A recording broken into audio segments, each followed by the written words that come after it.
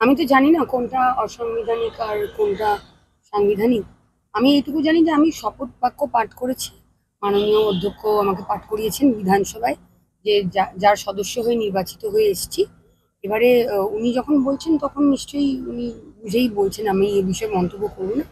হ্যাঁ, তো আমি আমার যা কাজ সেটাই করছি। একজন বিধায়ককে কমিটি মিটিং অ্যাটেন্ড করতে হবে এবং সেটাই আমি করছি। আমার কাজই তো করছি, সেখানেও ভুল।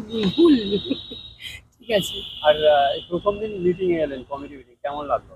ভালো লাগে, অবশ্যই কাজ করতে তো ভালোই লাগে। এবং বিধায়ক হিসেবে যেটুকু সময় এই টার্মে বাকি আছে, আমি চাই যে প্রত্যেকটা দিনই আমি যাতে কনস্ট্রাকটিভলি কাজ করতে পারি বরানগরবাসীর উন্নয়নের জন্য। আমি যাতে কাজ করতে পারি।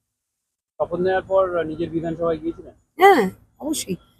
নিজের বিধানসভা থেকেই শপথ নিতে এসেছি, শপথ নিয়ে নিজের বিধানসভায় ফেরত দিয়েছি। কি ওখানকার মানুষের কি? সবাই খুব খুশি এবং শান্তি পেয়েছে, স্বস্তি পেয়েছে।